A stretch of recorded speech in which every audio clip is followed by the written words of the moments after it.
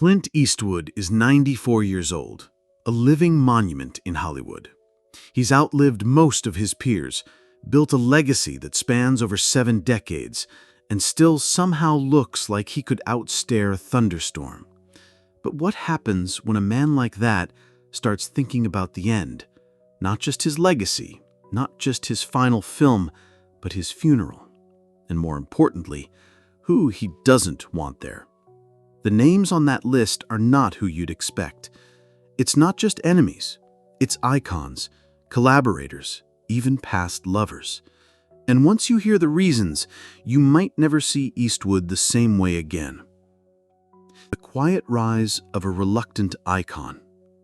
Before Clint Eastwood was Dirty Harry or the man with no name, he was just a tall, quiet kid from San Francisco with a tough upbringing and a harder jawline. Born in 1930 during the Great Depression, Eastwood's early life was defined by constant moves, low-paying jobs, and a sense that no one was coming to rescue him. He pumped gas, he stacked lumber, he got drafted during the Korean War. But through it all, Eastwood kept 2 rules close: don't complain and don't stop moving. That mindset, stoic, stripped down, unsentimental, would later become his trademark. But it wasn't just an attitude, it became his armor. And it would shape not just his films, but his view of people. So who made it onto his blacklist? Let's get into it. John Wayne, The Cowboy Clash.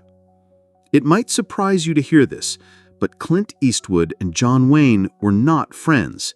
In fact, Wayne thought Eastwood was ruining the Western. Back in the early 70s, Eastwood sent Wayne a script for a potential film collaboration. It was a dark, violent story about revenge, exactly the kind of revisionist Western Eastwood was becoming famous for. He read it and hated it. He wrote Eastwood back, saying the script was perverse and anti-American.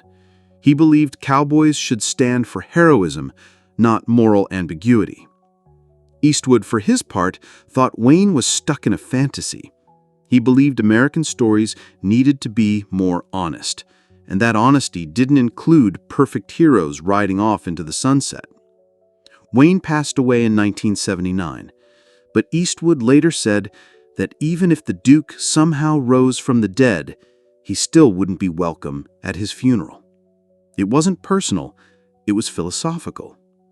And John Wayne wasn't the only star he locked horns with.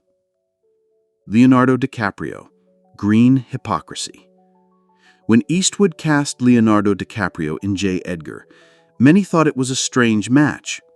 Eastwood, an old-school libertarian, and DiCaprio, Hollywood's golden boy and climate activist. They kept it civil during filming, but underneath there was friction. Eastwood reportedly grew tired of DiCaprio's frequent preaching on climate change, especially when Leo would fly private jets to environmental conferences. To Eastwood, that wasn't just annoying, it was hypocritical. He once joked that virtue signaling is the new performance art in Hollywood, and while he didn't name DiCaprio specifically, many insiders knew who he meant. The result? Eastwood made it clear that if he passes before DiCaprio, Leo shouldn't bother showing up. But this wasn't just about politics. It was about what Eastwood saw as Hollywood's growing phoniness.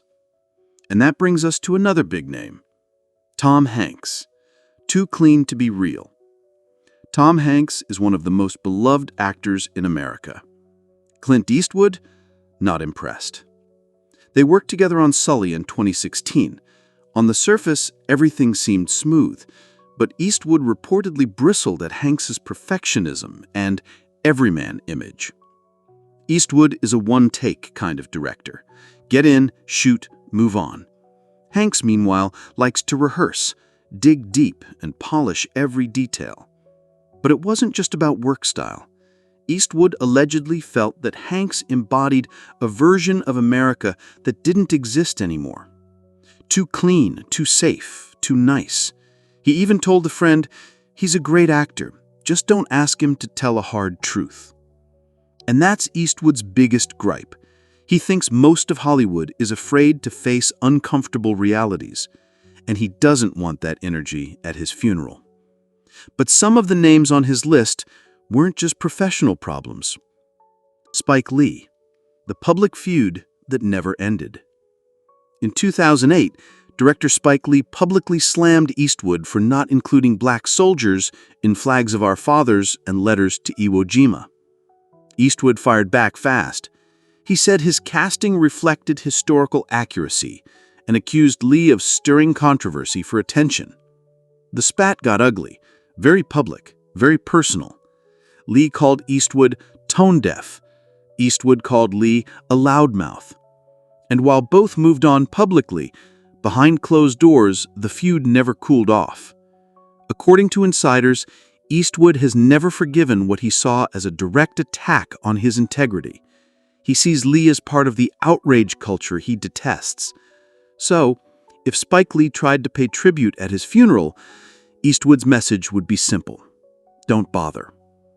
But nothing compares to the next name on the list. Sondra Locke. Sondra Locke wasn't just a co-star. She was Clint's partner for over a decade. They made movies together, lived together, shared a life. But when things went bad, they went nuclear. Locke sued Eastwood multiple times, first for palimony, then for allegedly sabotaging her directing career by setting up a fake development deal that never led to any films. Eastwood denied wrongdoing, but eventually settled. Privately, though, friends say he was devastated, not just by the lawsuits, but by the betrayal. She passed away in 2018, but Eastwood has said that if spirits can linger, he hopes hers won't be anywhere near his resting place. It's one of the rare moments where the tough guy lets some pain show. But even in death, Eastwood isn't all grudges. Some things still motivate him to this day. Fitness, tragedy, and a life transformed. You might not expect it, but Clint Eastwood was one of the earliest Hollywood stars to publicly push clean living. Long before it was cool, he talked about raw vegetables, low sugar, and daily vitamins. In 1959, TV Guide even did a spread showing him doing push-ups on set. But this wasn't just for show. In 1970, Eastwood's father died suddenly of a heart attack at 64. That rocked Clint, especially since his grandfather lived into his 90s. That event changed him. He doubled down on health, but also on productivity. He became known as a lightning-fast director. No wasted time, no unnecessary takes. The urgency? It wasn't about money. It was about mortality. Every day, he acted like he might not get another. And that discipline shaped every part of his life, even his bar. The Hog's Breath Inn, the pub without the booze. In 1971, Eastwood opened the Hog's Breath Inn in Carmel by the Sea, the same town where he served as mayor. It was rustic, charming, and packed with character, just like Clint. What most people didn't know, Eastwood barely drank. The man who built a successful bar barely touched alcohol. He didn't ban it, he just didn't need it. He was more interested in creating a community than getting plastered. It was a strange contradiction, the tough guy cowboy with a quiet, clean lifestyle. But that's the Eastwood paradox. He breaks the rules of every stereotype, even his own. Still, if there's one rule he's never broken, it's this: loyalty matters. And that brings us back to the final send-off he's planning. The final curtain, what he wants versus what he'll allow. At 94, Clint Eastwood is sharp as ever. He's still working, still directing, still active. But behind closed doors, he's been organizing how he wants to be remembered. Not with fanfare, not with Hollywood tributes, and definitely not with people he didn't respect. He wants his funeral to be honest, no sugarcoating, no forced smiles, and no guests who represent the version of Hollywood he thinks ruined the industry. It's not about hate, it's about truth. And for Eastwood, truth is more sacred than reputation. He's also been clear that he doesn't want people turning his death into a PR stunt. If you weren't part of the journey, you don't get a seat at the finish line. And in a world where people show up for cameras more than closure, that might be his most powerful message yet. Clint Eastwood has never cared about being liked. He's cared about doing things his way. From the dusty sets of spaghetti westerns to the silent pain of public breakups, he's lived a life with sharp edges and no apologies. Now, as he looks toward the end, he's not interested in forgiveness tours or farewell tributes. He's interested in truth, in drawing lines, in choosing who gets to stand beside his memory and who doesn't deserve the honor. His list of unwelcome funeral guests isn't just gossip. It's a final act of defiance, a man taking full control of his narrative, right to the end. But maybe there's something even deeper here. Maybe this isn't just about old grudges or clashing politics. Maybe it's Eastwood reminding all of us, while we're still here, to be more careful with who we let into our lives, to protect our peace, even after death. Because in the end, your story isn't just the one people tell. It's the one you leave written with names crossed out in ink.